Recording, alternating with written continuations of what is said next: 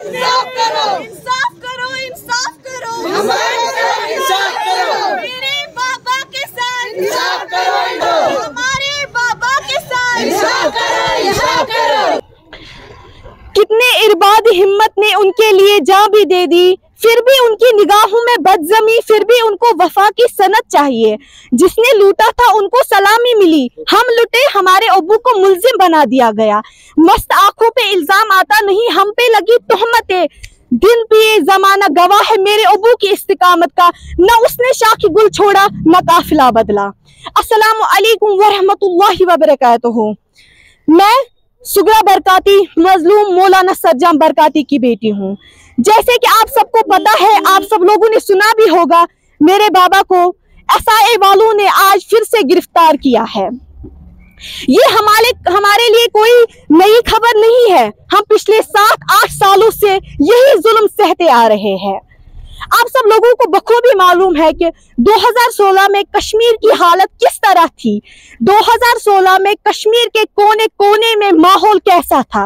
उन्हीं दिनों में मेरे बाबा ने कुछ नारे दिए थे और कुछ तराने भी कश्मीरी कौम के लिए गाए थे, जिसकी वजह से उनको फिर बहुत बड़ी सजा दी गई। जैसे कि तकरीबन 4.5 साल मासूम बच्चों और बेसहारा बीवी से दूर रखा, कैद में बंद रखा। इसके अलावा 80 एफआईआर और 2 पीएसए भी लगाए गए, जिसकी वजह से हमें बहुत ज्यादा सफर करना पड़ा। हम कहते हैं कि कब ये मुसीबत हमारे सर से खत्म हो जाएगी, हम कब आम बच्चों की तरह अपनी जिंदगी गुजारेंगे। हम भी अपनी अम्मी बाबा के साथ सुकून की जिंदगी गुजारना चाहते हैं। जब हमारे बाबा को सलाखों के पीछे धकेल दिया था, जब 2016 में हमारे बाबा को गिरफ्तार किया था, हमारे घर पे कोई नहीं था, न कोई मर्द था, ना ही उसके बगैर किसी का साया था। हमारी पढ़ाई भी खत्म हो गई थी, मेरे भाई और हम दोनों की पढ़ाई खत्म हो गई थी।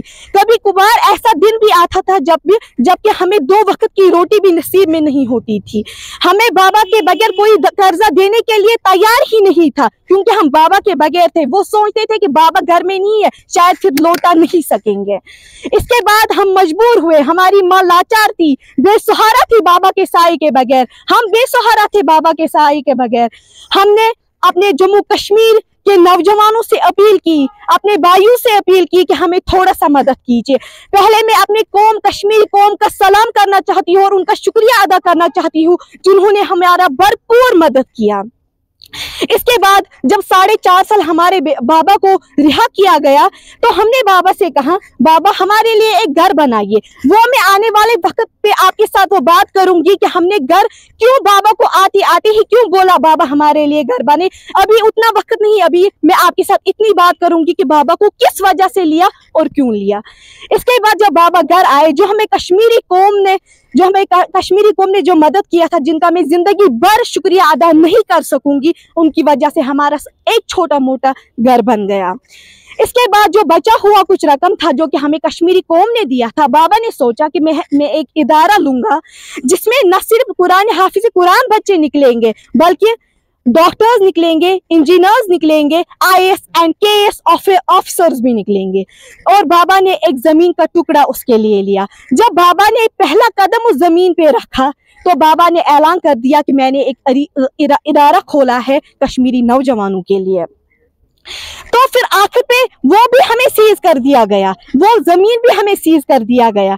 और इसके बाद क्या हुआ, एक दिन हम घर में बैठे थे, अचानक से हमारे घर पे रेड पड़ती है। और वो रेड किन की होती है, वो SIA की रेड होती है। उन्होंने हमारे घर से कोई दौलत नहीं ली, बरामद नहीं की, सिवाय 5 फोनों के। उन 5 फोनों में एक फोन मेरे मामू का होता है और एक फोन मेरी मासी का होता है। ये रहा वो स्टेटमेंट जो उन लोगों ने हमें दिया कि हमें आपके घर से ओनली 5 फोन लिए हैं, बरामद किए हैं, उसके सिवा हमने कुछ भी नहीं लिया है। ये रहा वो स्टेटमेंट, आप खुद भी देखिए। इसके कुछ दिन बाद ही जब हमारे बाबा फिर से उन लोगों ने फिर मेरे घर वालों को परेशान करना स्टार्ट किया, हमारे रिश्तेदारों को करना परेशान स्टार्ट किया, SIA वालों की मैं बात कर रही हूँ। इसके बाद 5 महीने बाद ही उन्होंने मेरे बाबा को आज गिरफ्तार किया है। और गिरफ्तार करने के साथ साथ ये कह रहे हैं कि हमने इनके घर में 1,74,00,000 पकड़े हैं। मैं इनसे कहना चाहती हूँ कि अगर आप लोगों ने हमारे घर से 1,74,00,000 पकड़े तो आप मुझे बताइए किधर है 74 लाख।